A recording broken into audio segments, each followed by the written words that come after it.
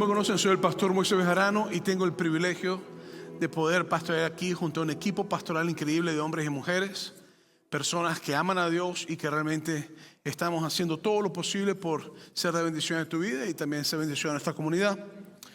Y pues la semana pasada yo estuve fuera y comenzamos una serie llamada Construyendo los Fundamentos. El pastor Oscar me hizo el grandísimo favor de venir y cubrir, mientras alguien cubría también el campo de Banning.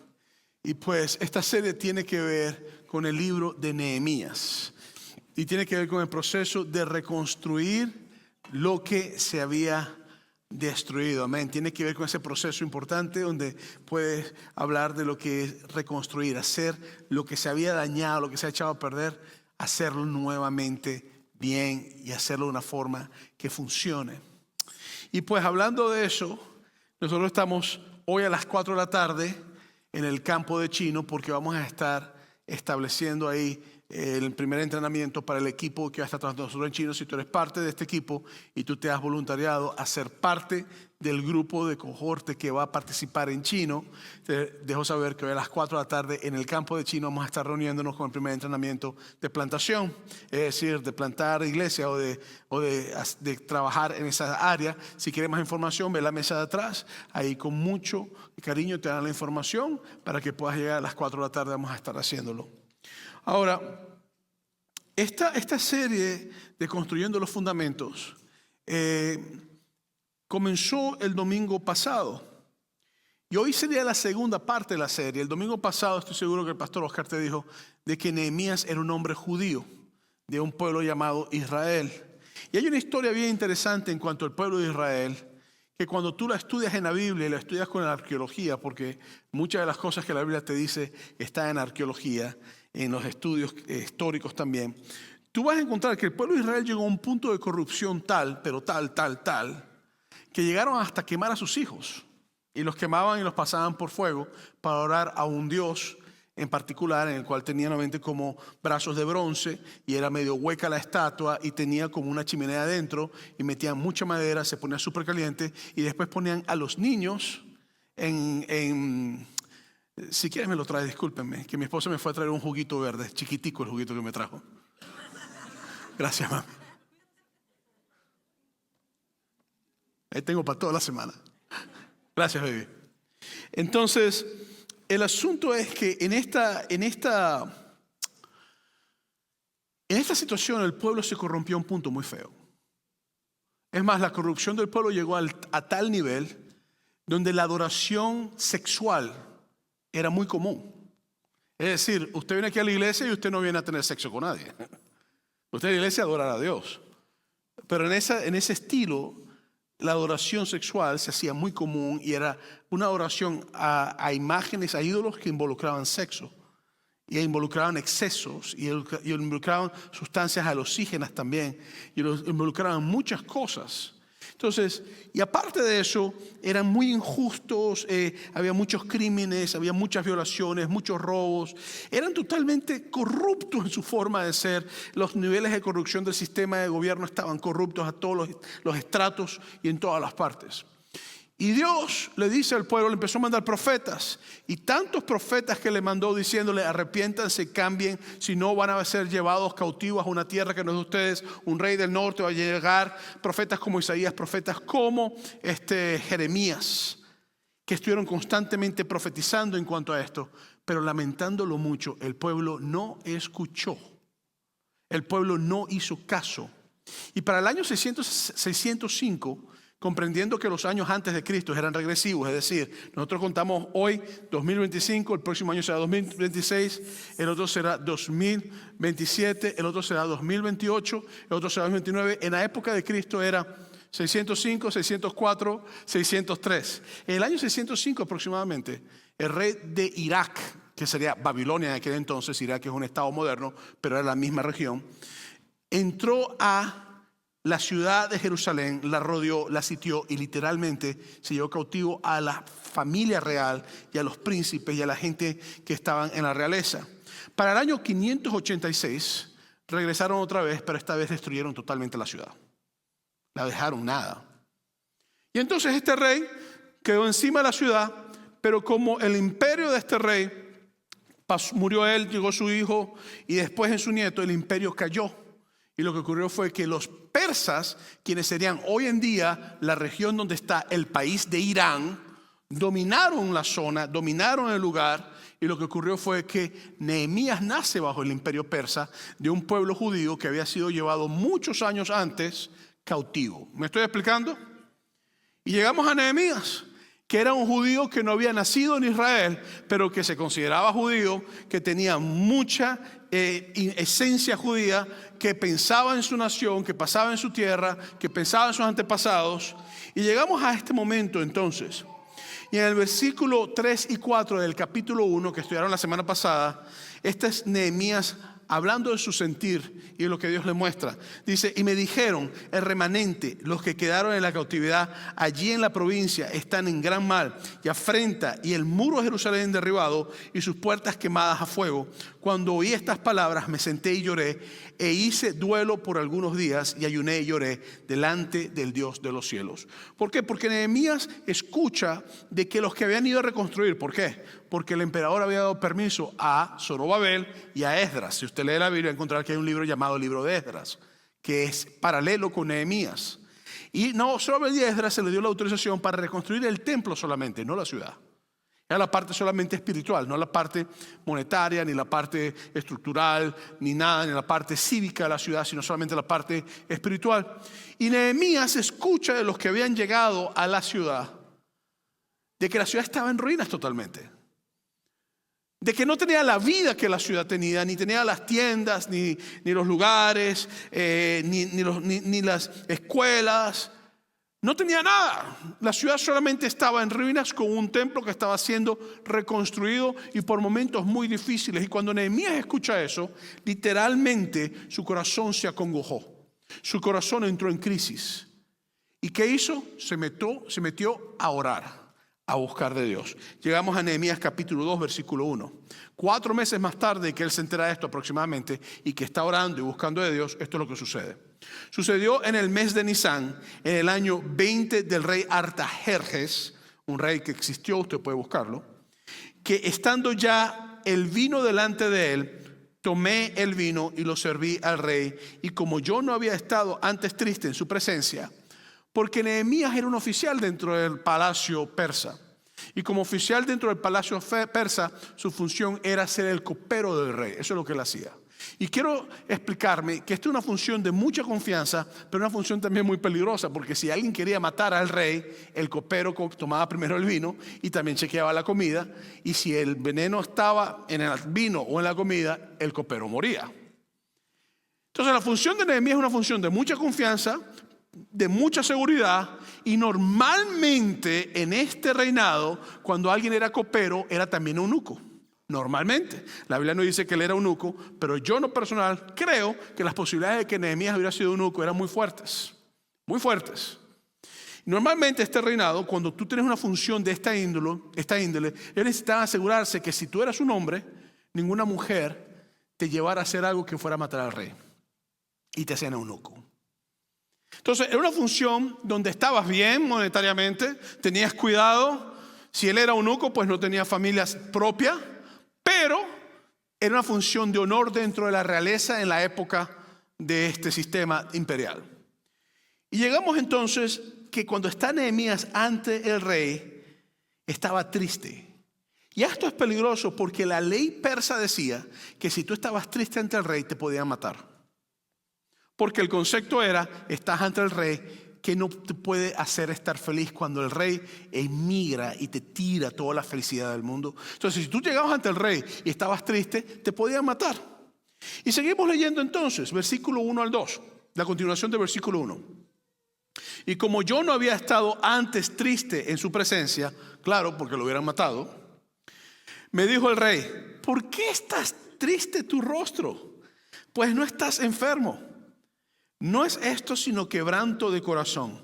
Entonces temí en gran manera, porque él sabía las consecuencias de que el rey se hubiera dado cuenta que él estaba triste. Y ese temor que llenó su corazón y esas preguntas que el rey hizo, Y no piense usted que porque Nehemías era un copero del rey, él pueda tener la confianza de tener una conversación libre con el rey. Para él poder dirigirse al rey, el rey tenía que hacerle preguntas y él responder lo que el rey le había preguntado. Y el rey le hace una pregunta peligrosa: porque estás triste, y eso es suficiente para que lo maten. Y la segunda pregunta que le hace es: tú no estás enfermo. No es pregunta, es una declaración: tú no estás enfermo. Esto es quebrantamiento de corazón. Otras palabras, ¿qué pasa? Versículo 3. Y dije al rey: para siempre viva el rey.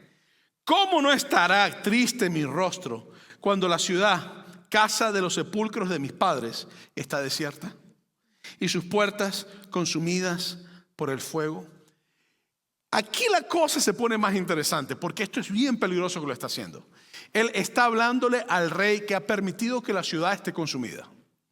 Claro, el rey no fue el que lo hizo. Eso lo hicieron otro imperio, que creo que el abuelo o el padre de él fue el que dominó al otro imperio.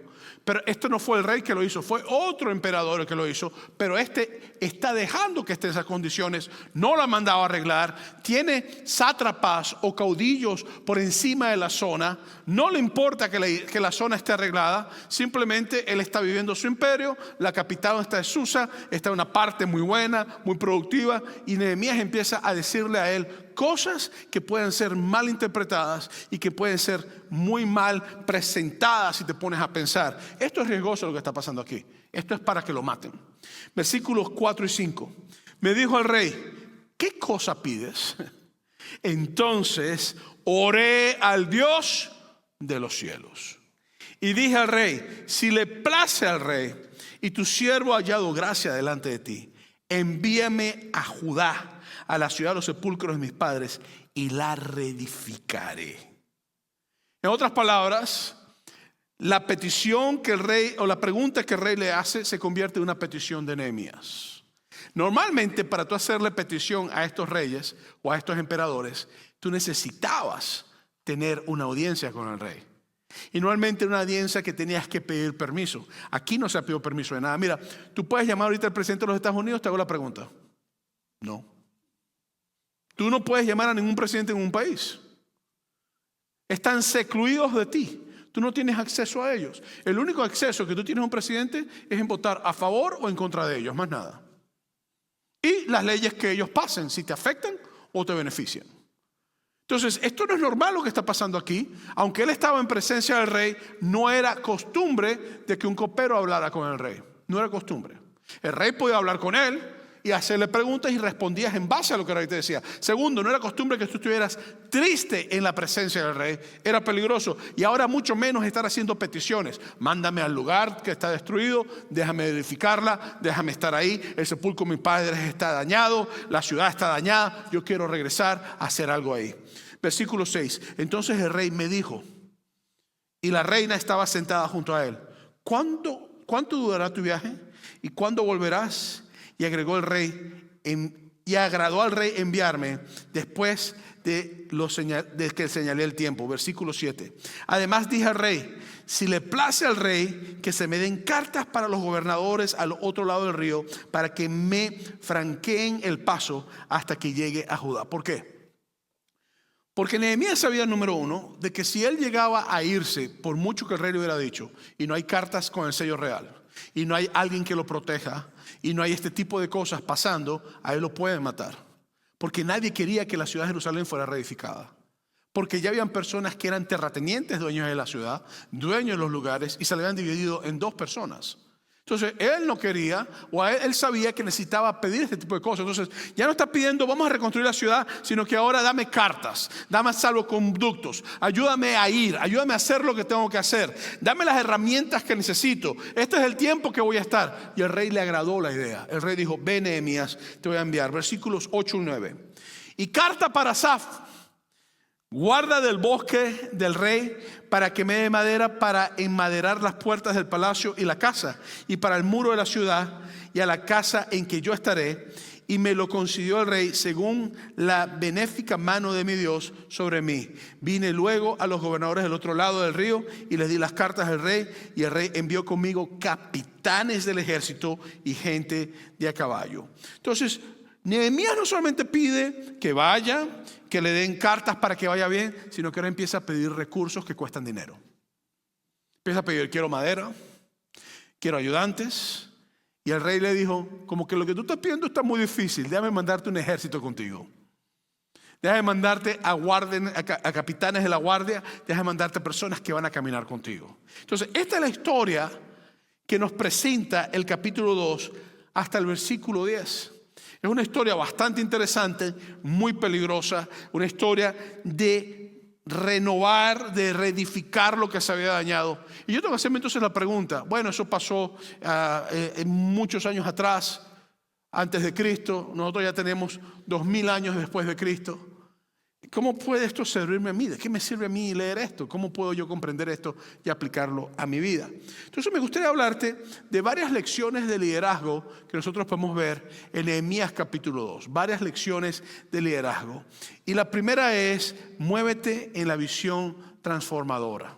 Y esto es muy importante. Esta palabra visión transformadora no es mía, es del doctor Oscar García Johnson, que es un profesor mío, y él está hablando a nosotros sobre Nehemías, y esto es una de las cosas que él habla mucho, la visión transformadora. Y yo quiero que tú pienses en esto por un momento. Porque Nehemías está en un proceso donde él está bien, él está trabajando en un palacio, tiene todo lo que necesita, no le falta nada, tiene en el estado que está, en la época que él está, tiene toda la bendición de ser el copero del rey, lo cual es una posición muy importante dentro del reino. Pero cuando Nehemías se entera de que la ciudad está destruida después que Zorobabel y el sacerdote Esdras regresan para construir el templo, y que van a construir el templo, pero no hay autorización para construir la ciudad, el corazón de Nehemías se entristece. Comienza una necesidad importante, una necesidad que el lugar de tus padres, el lugar de tu familia, el lugar de procedencia donde tú vienes, que ha sido destruido por mucho tiempo ya, sea reedificado. Y en el capítulo 1, versículos 4 y 5 nos dice claramente que Nehemías lo primero que hizo al escuchar la noticia fue que ayunó. Es decir, dejó de comer y se dedicó a pasar tiempo con Dios para buscar dirección. Número 2, oró delante del Dios de los cielos. Se humilló y le dijo a Dios, yo no sigo más con mis pecados, no sigo más con mis fallas, no sigo más con lo que yo quiero hacer. De hecho, una de las cosas que Nehemías hace en el capítulo 1 es confesar los pecados de su pueblo y sus propios pecados. Y arrepentirse de ellos. Porque confesar pecado sin cambio de nada sirve. Tiene que haber un cambio. Y lo que ocurre entonces es que te dice, y rogó. Es decir, empezó a pedirle a Dios, te ruego. Ya no es una oración, yo quiero, sino que es, te ruego, por favor, si a ti te place. ¿Por qué está pasando esto? En ese momento que ocurre eso, Nehemías no tenía un plan. Nehemías no sabía lo que tenía que hacer. Nehemías no comprendía nada de nada, solamente que su país estaba destruido y que él estaba muy bien, y que habían personas que habían ido a construir el templo, pero que en medio de la construcción que habían encontrado, todo estaba destruido. Y es en ese momento donde entonces recibe una visión transformadora. Recibe una visión que le permite a él comprender de que tenía que una transformación de la muerte de una ciudad, de la destrucción de unos muros, de lo que se había destruido, de donde ya había animales salvajes, donde habían terratenientes que se habían apoderado de toda la región y que no les convenía que la ciudad fuera construida y transformada. Y él recibe la visión de que algo tenía que cambiar, de que algo estaba mal, de que él estando en el palacio del rey bien no era suficiente. Eso es lo que ocurre cuando tú eres llamado. Un llamado claro, que él comprendía simplemente, no es suficiente con que yo esté aquí. Y recibe la valentía y la fortaleza que nadie tenía para hablar con el rey en la forma que él habló y hacerle una propuesta al rey que le podía costar su propia vida. Porque cuando tú te mueves en esa visión transformadora, hay peligro siempre. Peligro contra ti. Porque la transformación que va a ocurrir no le conviene a todo el mundo. Y la transformación que Dios va a querer hacer, quizás hay personas que están siendo beneficiadas de la destrucción de la ciudad donde estaba Nehemías. Pero era el tiempo, era el llamado, era el propósito. Era algo que Dios estaba haciendo para ese momento. Y cuando llegas al capítulo 2, versículos 4 y 5, que ya lo leímos, cuando el rey le dice, me dijo el rey, ¿qué cosa pides? Mira lo que hace Nehemías. Entonces oré al Dios de los cielos. En otras palabras, esto no es un asunto de Nehemías y su concepto y su valentía, porque él era un hombre muy bueno, muy capaz. No.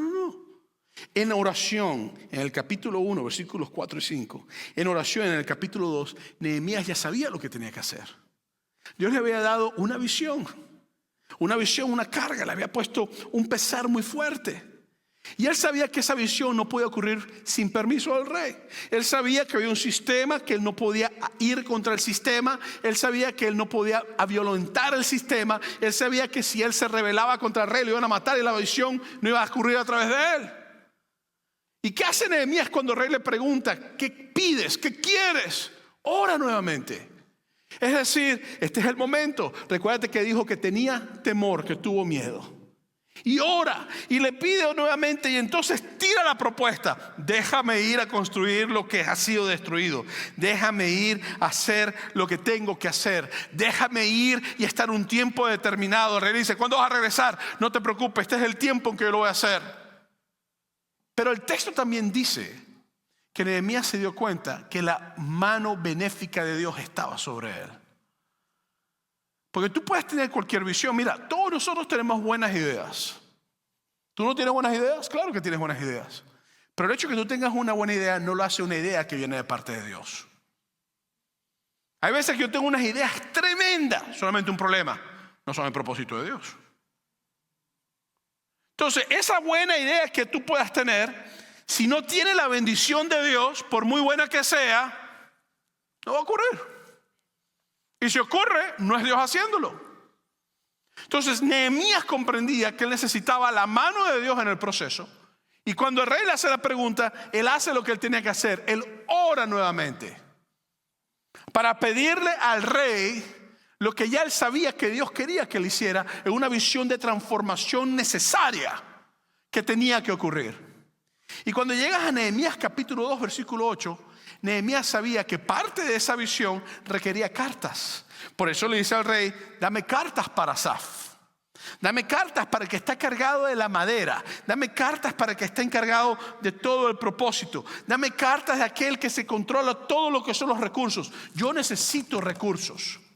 Lo que me deja saber que Nehemías pasó tiempo buscando información. Este está a cargo de este es el que hace tal cosa, ahí está fulanito, ahí está Sanballat, que es un oponente muy fuerte después en lo que Nehemías está haciendo, ahí está pasando esta cosa. Entonces hay un proceso de planificación. Esto no es una visión, tuve una buena idea, déjame hacerlo. No, Señor, aquí es, Señor, ¿esto viene de parte tuya? Sí, perfecto. Señor, ¿qué necesito? Hay un Asaf, hay un Sanballat, hace falta madera, hace falta capitanes, hace falta hablar con el rey. Señor, ¿cómo va a pasar? Y Dios, que te ha llamado, abre las puertas para que ocurra lo que tenga que pasar. Esto es muy importante. ¿Me estoy explicando, sí o no? Entonces, cuando tú llegas a este punto, ya la visión está viento en popa. Ya la visión transformadora ha sido dada. Ya sabes lo que necesitas, ya lo pediste, ya estás en el propósito, ya estás moviéndote. Y entonces viene otra parte que es muy importante. La visión transformadora requiere firmeza. ¿Por qué requiere firmeza? Porque lo que Nehemías iba a empezar a confrontar en los próximos meses, en los próximos años, iba a ser muy fuerte. La Biblia dice que con una mano estaban construyendo y con la otra tenían la espada para defenderse de esos enemigos. La Biblia dice que hubo un atentado contra Nehemías porque querían matarlo y casi lo logran matar. La Biblia dice que hubieron personas internas que empezaron a venderse dentro de lo que estaba ocurriendo. La Biblia dice que Sanballat y Tobías, enemigos fuertes, se levantaron porque no les convenía lo que estaba pasando. Entonces tú podrás tener una visión muy grande de transformación que Dios te ha dado, ha abierto las puertas. Ok, muy bien, pero cuando tú empiezas a hacer la visión, si no hay firmeza, te puedes rajar y te puedes asustar. Porque una cosa es que tú sueñes, una cosa es que tú visualices, otra cosa es que ya hayas hecho la parte de planificación, otra cosa es que ya hiciste la gestión de hablar con aquellos que pueden ayudarte a hacerlo, y otra cosa es cuando los conflictos empiezan a ocurrir. Si no hay firmeza, las cosas pueden caerse. Y a mí me encanta eso porque hay una habilidad fundamental que debemos desarrollar y es parte del fruto del Espíritu. Y esa habilidad fundamental tú la encuentras en Gálatas capítulo 5, cuando dice que el fruto del Espíritu es amor, paz, paciencia, benignidad. Y llega un momento donde te dice templanza. Templanza tiene que ver con firmeza y tiene que ver con dominio propio. Son sustantivas, son sinónimas las tres palabras. Y cuando tú piensas en templanza, la templanza significa moderación, sobriedad, control sobre los apetitos y pasiones. ¿Por qué? Porque un momento de rabia no puede llevarte a ti a destruir el propósito que Dios hizo. Tu rabia tiene que ser controlada. Un momento de pasión sexual tiene que ser controlada, pues eso va a destruir lo que estás haciendo. En un momento de conflictos donde puedes perder los estribos, donde puedes hablar de más, tu moderación tiene que ser controlada. Y eso tiene que ver con templanza. En un momento donde estás confrontando situaciones difíciles y empiezas a sentir temor, tu temor tiene que ser controlado. Entonces hay una circunstancia de templanza y de firmeza que es importante para que una visión que transforma ocurra. Y eso pasa específicamente cuando estamos nosotros en situaciones de crisis. Cuando tú vas a Nehemías capítulo 2, versículo 2, al final del versículo 2 te dice claramente: entonces temí en gran manera. Cuando el rey le preguntó a Nehemías: ¿qué es lo que necesitas? ¿Qué tienes? ¿Por qué estás triste? El tipo se asustó, porque él sabía lo que puede pasar. Y en ese momento de miedo, la templanza actúa, la firmeza actúa, el dominio propio actúa en él. Y Nehemías puede entonces confrontar el miedo, el temor con templanza, con ese dominio propio que solamente el Espíritu Santo da, que solamente la presencia de Dios te da. Mira, ahorita hay un movimiento muy bonito y es excelente, el de inteligencia emocional. Eso no es nuevo, eso tiene como 30 años que está trabajándose. Y una de las cosas que trae la inteligencia emocional es autorregulación, lo cual es muy bueno todo, es excelente, la verdad que es excelente. Pero yo creo que nosotros como cristianos tenemos que buscar la regulación del Espíritu Santo en nuestras vidas. Donde el Espíritu Santo trate con nosotros en las áreas donde nosotros estamos fallando, o en las áreas que tenemos que ser confrontados, o en las áreas que estamos haciendo muy bien, y que Él sea el que nos regule, para después nosotros aprender a regularnos en base a lo que el Espíritu Santo nos ha enseñado a regularnos. Entonces, dentro de esta cosa, yo tengo que entender que el hombre sintió temor.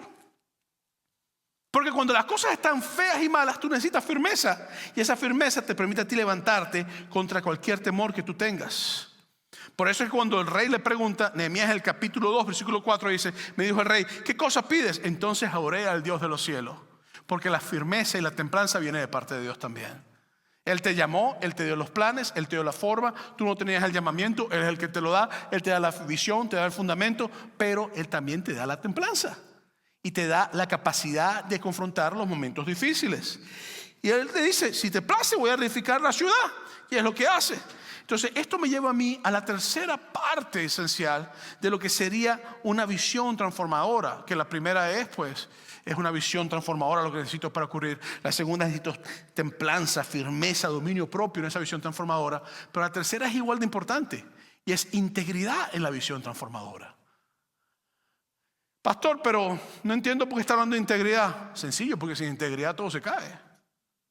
Es más, si Nehemías llega a la parte de Jerusalén y se encuentra ahí con todas estas personas, porque en el capítulo 2, versículo 8, él dice: y carta para Asaf, guarda del bosque del rey.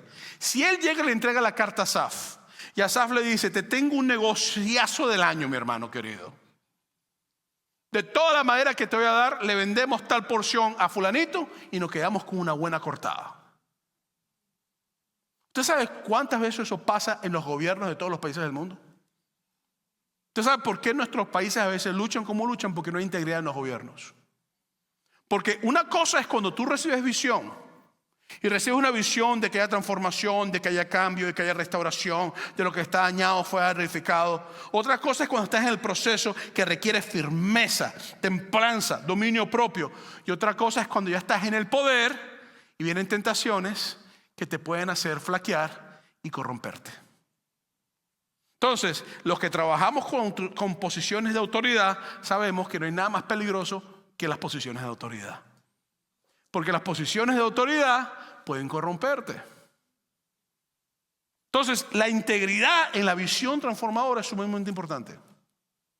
Porque esa integridad te lleva a ti a cuando te reúnes con Asaf, no busques tu beneficio monetario ni tu beneficio personal, sino que sigas enfocado en la misión que Dios te ha dado. ¿Me estoy explicando, sí o no? Y me encanta porque cuando tú lees en el versículo, al final del versículo 8 te dice: y me lo concedió el rey según la benéfica mano de mi Dios sobre mí. En otras palabras, Nehemías comprendía constantemente. ¿Por qué? Porque estaba orando, porque estaba ayunando, porque estaba rogando, que todo lo que estaba pasando no dependía de él. Mira, a mí me preocupa cuando yo hablo con algunos de ustedes, o si yo mismo siento lo que te voy a decir. El sentir que tú eres indispensable. El sentir que lo que está pasando es porque tú estás aquí o yo estoy aquí. Lo que aquí está pasando no tiene nada que ver conmigo ni contigo. Tiene que ver con el Espíritu Santo que nos ha llamado a trabajar en equipo. Punto y se acabó. Esto no es un asunto de que tú eres muy buen predicador o yo puedo hacer algo que alguien no puede hacer. Esto es un asunto que tiene que ver con que Dios está haciendo algo en un momento determinado. Y eso me lleva a mí a comprender que la mano benéfica de Dios está sobre nosotros. Y esa es la mano benéfica que yo tengo que comprender. Y comprender que Dios está haciendo algo. Porque primero nosotros nos hemos humillado, hemos orado, hemos ayunado, hemos buscado su rostro, hemos planificado, estamos moviendo en templanza y estamos trabajando en integridad. Pero tenemos que comprender que todo lo que tenemos viene porque Dios lo ha permitido. Todo lo que tú tengas, todo lo que tú tengas, todo lo que tú tengas viene porque Dios lo ha permitido. Pastor, yo he trabajado duro. Tú has trabajado porque Dios te lo ha permitido. Pastor, yo soy una persona que me paro muy temprano en la mañana. Te paras temprano porque Dios te ha dado salud para pararte en la mañana.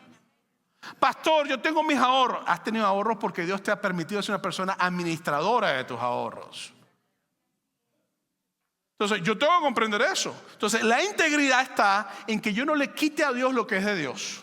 Y la integridad está en que yo no permite que el medio ambiente en que yo me estoy, donde hay poder, donde ya la visión se está llevando a cabo, donde ha habido firmeza, donde ha habido obstáculos, porque los obstáculos son importantísimos en las visiones. Porque los obstáculos te recuerdan a ti, cuando tú estás ya en la posición de poder, que hubo un momento difícil y que es solamente por la mano de Dios que puedes estar donde estás. Si no hay obstáculos, si no hay conflicto, entonces tú vas a decir: yo lo hice. Pero cuando lo imposible se hace posible, tú no puedes decir: yo lo hice. Tú tienes que decir: la mano benéfica de Dios está sobre nosotros. Y este es el asunto, y esto que la gente a veces no entiende. Por nosotros se nos ha metido un chip en la cabeza moderno, donde tú eres lo más importante del mundo. Lo que yo quiero, lo que yo siento, lo que yo deseo, lo que yo percibo, cuando estoy en la posición, a mí nadie me habla así, yo soy fulanito de tal. Te voy a hacer una pregunta y quiero que seas honesto contigo mismo. ¿Cuántos años tú crees que tú vas a vivir? Si eres tan importante, ¿cuántos años de importancia tú crees que vas a tener?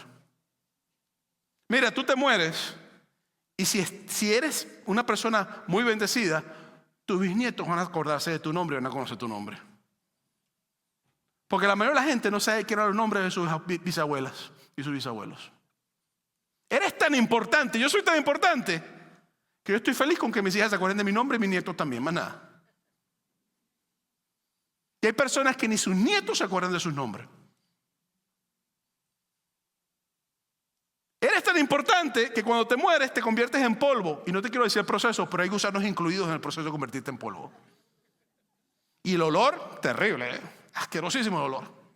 Tanto que te metemos 6 pies bajo tierra, porque no queremos olerte después de muerto. Entonces, la integridad radica en que yo conozca con humildad quién es Dios.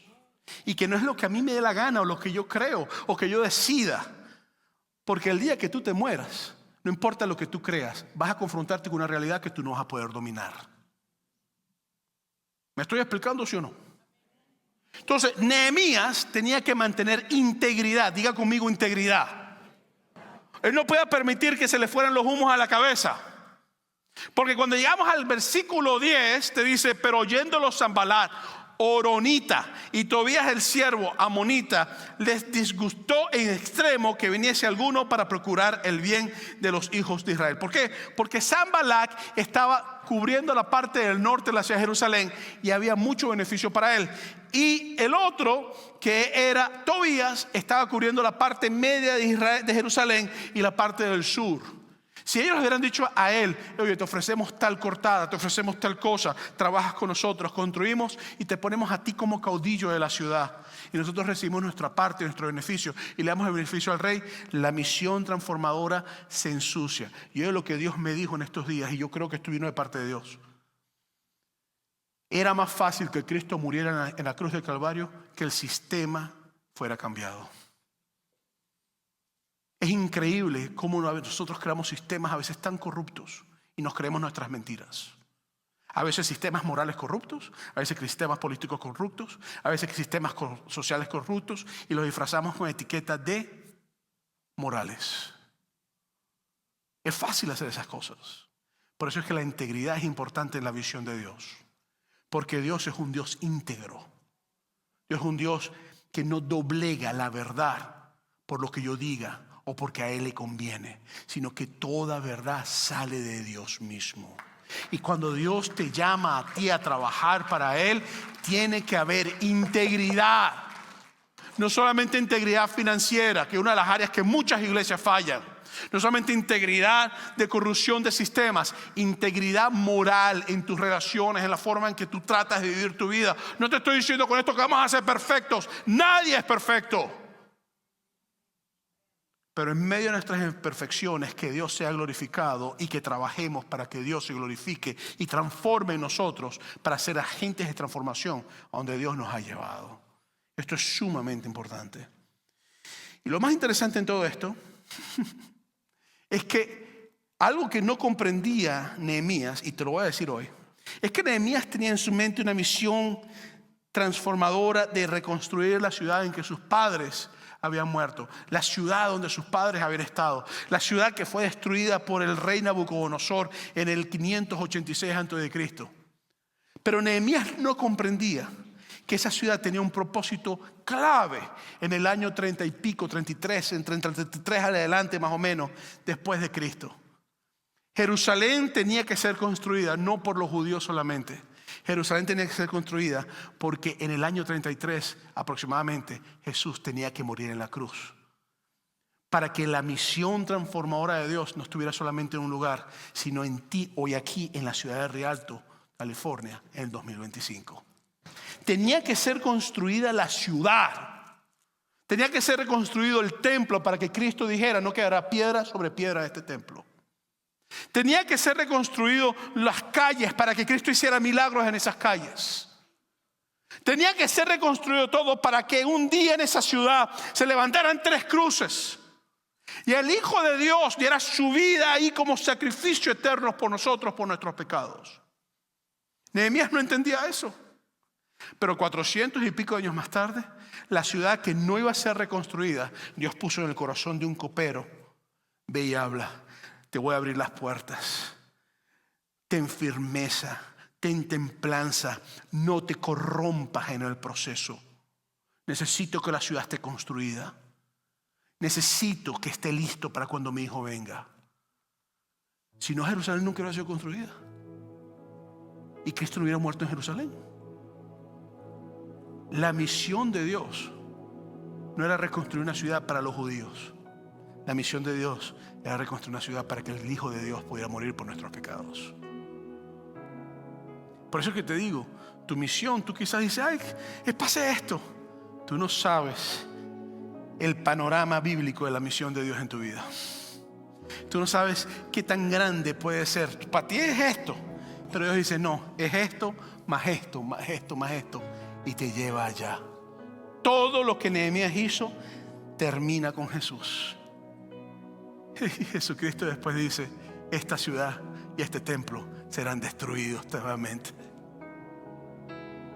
Óyeme muy bien. La visión transformadora de Dios no son muros, ni casas, ni murallas. Son corazones. Son corazones que necesitan ser transformados. Corazones que luchan con conceptos falsos. Corazones que luchan con cosas que los llenan y los dejan vacíos. Corazones que necesitan comprender el amor de Dios que sobrepasa todo entendimiento y que nos transforma para vivir para Dios. Son corazones que Dios hace nuevos, que Dios transforma. La Biblia dice que Dios es fiel, que la obra que Él ha comenzado en nosotros, Él será fiel en completarla. Y eso es lo que te estoy hablando hoy. Así que yo quiero invitarte hoy a que tú comprendas que a Dios le importa tanto que Él ha hecho todo para que el sacrificio de Jesucristo ocurra. Porque Jerusalén no iba a ser reconstruida. A nadie le importaba Jerusalén. Pero el Hijo de Gloria tenía que morir allí y resucitar también ahí. Porque no es solamente muerte. La Biblia dice que al tercer día la tumba se llenó de la gloria de Dios. Y el olor a muerte, que supuestamente estaba supuesto a estar, nunca llegó. Porque el Hijo de Dios resucitó de la muerte. Así que te invito a estar en pie. Quiero invitar a los compañeros y compañeras de oración. Si tú eres compañero de oración, compañera de oración, por favor pasa al frente, porque en pocos minutos vamos a abrir el altar para orar por cualquier necesidad. Quiero invitarte a que tú pienses. Quiero invitarte a que tú pienses en lo siguiente. A lo mejor tú estás aquí hoy y tú no conoces a Jesús como tu Salvador y tu Rey. A lo mejor lo que se te ha dicho es que esto es una gran fantasía, que es una gran mentira. A lo mejor se te ha dicho de que podemos vivir la vida y hacer la vida como queramos. A lo mejor simplemente se te ha dicho que solamente por obras benéficas podemos tener entrada a Dios. Pero la Biblia te dice que en la cruz del Calvario Dios dio a su Hijo para que hubiera una relación entre nosotros. Jesucristo dijo que Él era el camino, la verdad y la vida, y que nadie iba al Padre sino solamente a través de Él.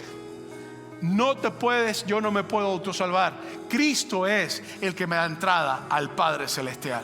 Es solamente Jesús.